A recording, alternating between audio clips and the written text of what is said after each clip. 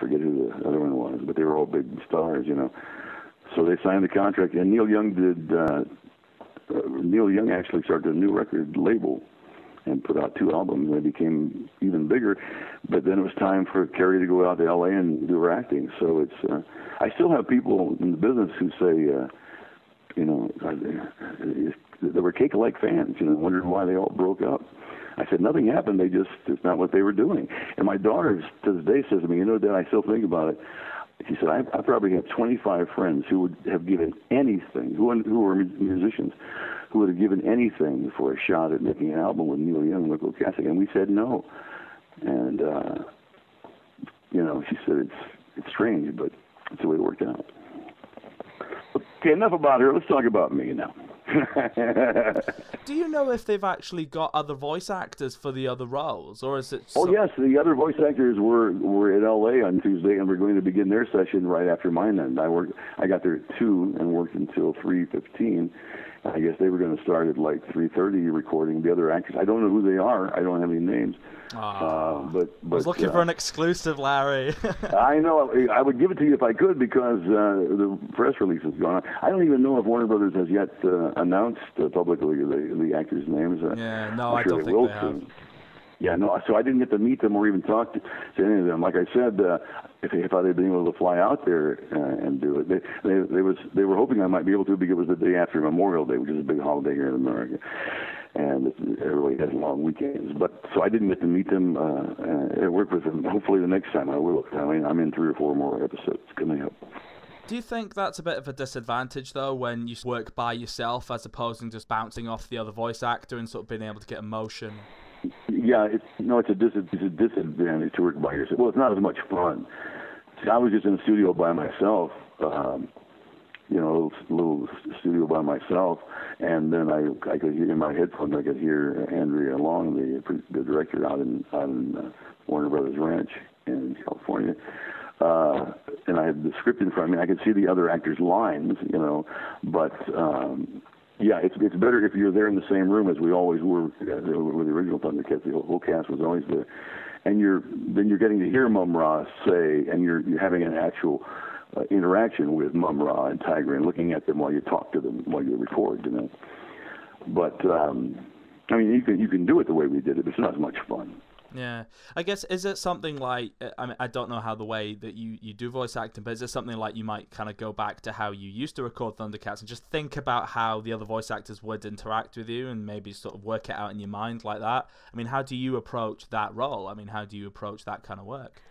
Yeah, well, it's something I would have to get used to. I'm sure in the back of my mind, if I were doing a scene with Tigra or Chitara talking, I'm sure in the back of my mind would be a memory of what it was like when I worked with Lynn Lipton, let's say, who played Chitara, and how it might differ from this new lady or whatever. But it's acting, and now you're in a different situation, and you work with those, and I'm playing a different character anyway, I'll find out when I actually work with them in the same room. So is it true then that none of the original voice actors are being considered at all for any roles? Well, I have no idea if they're being considered or not.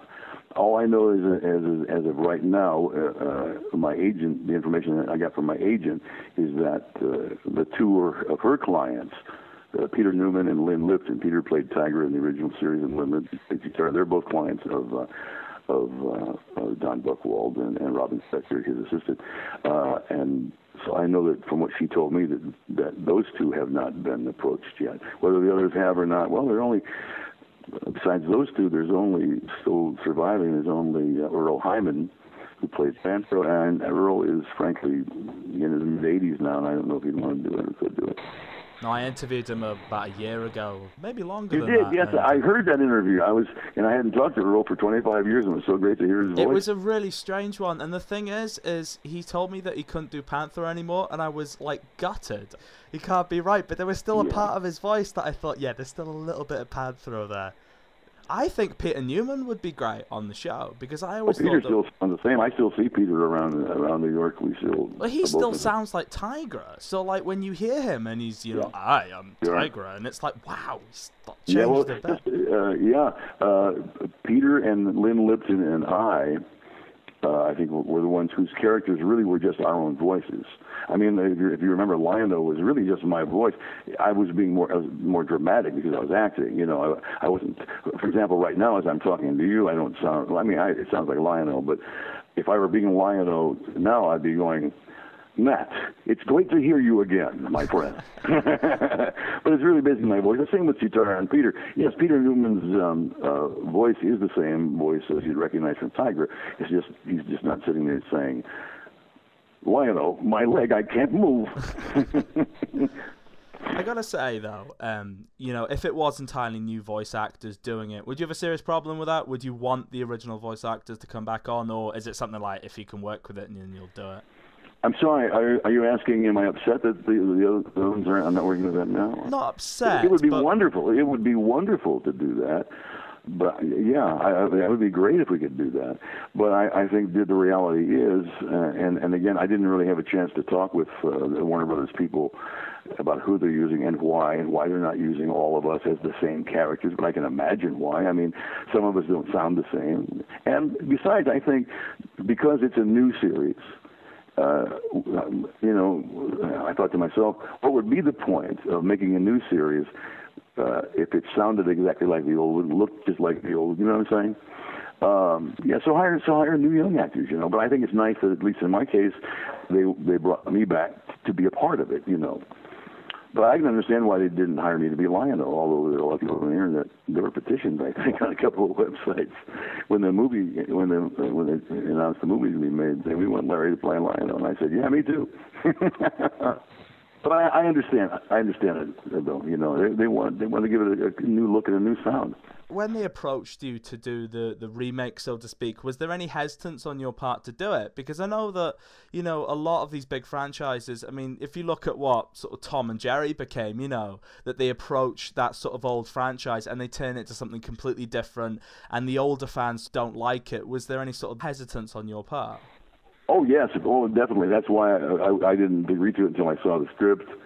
And we did a little, my agent did some research on, you know, who's producing it and what their background is. And my agents talked with Andrea Long, who's the director of it. And my agent also is good friends with, now I won't remember his name, the president of Warner Brothers Animation Worldwide, Roger. I can't think of his name now, I'm sorry. But, yeah, my agents, anytime something like this comes up, part of your agent's, you know, responsibility to you is to research with the project, and get an idea of, because they know that I want to make sure it's going to be something that as we talked about last time, Nick, private inside joke between you and me there, right, Nick? Let me just tell everybody, they probably already heard it. I've been calling Nick Nat for the last 15 minutes, and he's so typically British and polite that he didn't correct me until we had paused. So I apologize to everybody. No, it's all good, because Larry. everybody in England knows your name is Nick, and they're probably thinking, "Stupid Yank, it's not Nat, it's Nick." Stupid Yank. I'm not surprised they're not using him in this show. Now, what was the question? I forget. No, we made sure. Yeah, of course, there's no way of knowing totally what it's going to look like, but we made ourselves comfortable that they're going to do justice to the Thundercats, because not just for me, but we talked about this the last time, Nick, that I have a strong